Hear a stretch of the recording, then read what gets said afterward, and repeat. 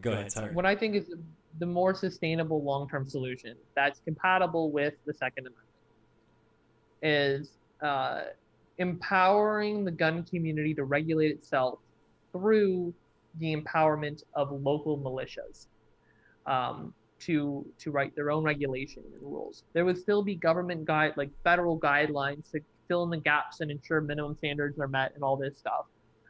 But one way that this could look is, let's say you want to get a firearm of a certain kind. Well, now you got to check in with your local militia, maybe county level. I think makes the most sense, but it doesn't have to be that. And say, okay, well, in order to get this type of gun that has a very high muzzle energy, you have to go through this amount of safety training, and you have to register in this certain way and do these certain things. Or maybe you can only, maybe all the ammo has to be kept at the firing range or something, whatever it may be. But guns are a community level issue. You fire a gun in California, it doesn't kill somebody in New York. And so by bringing it down to the community level, you give much more voice to gun owners and the people, including gun owners who are fighting for your voice is going to be much stronger at the local level than it is at the national level.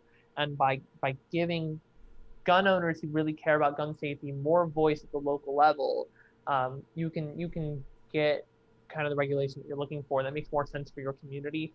And if there are a lot of gun deaths in a community, you can hold that militia accountable, and you can say, okay, clearly the regulations that you have in place aren't effective. They're not enough. The rules that you have in place are causing a lot of people to die. So you got to change your rules. And to enforce that, right, you can, I think this is a job that can be done through the Department of Defense. So better funding and legislatively empowering the Department of Defense, which already exists. That's going to help with holding police departments accountable nationwide, but I think it could also help to hold local militias accountable nationwide as well. So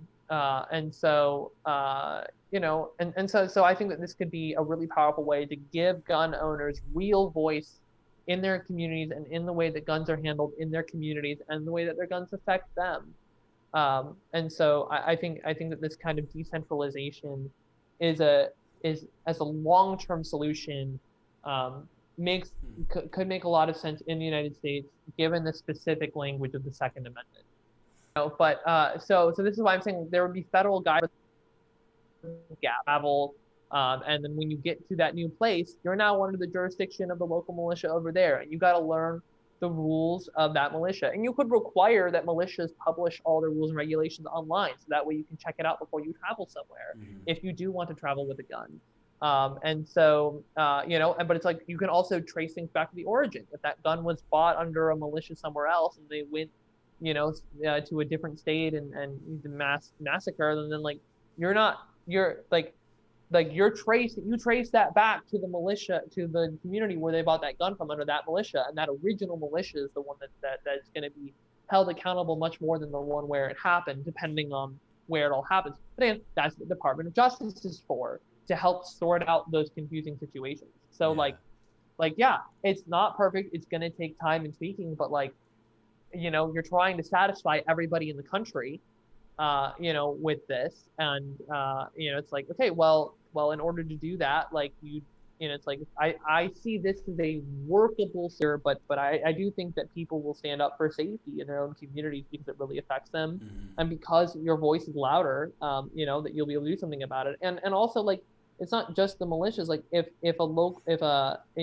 you could have a municipal code that further restricts militias or whatever, so you don't have to necessarily be in the militia to make those rules. If that militia is restricted by local municipal code or whatever, but that still gives regular citizens a voice in what happens in their community with guns. That's I think the well-regulated militia. I think that is a way that is compatible with the language of the Second Amendment, that gives voice to people fighting for gun safety, including gun owners. Like finding that right balance of okay, what do we do at the federal level, and then what do we allow to be up to local militias and local legislation.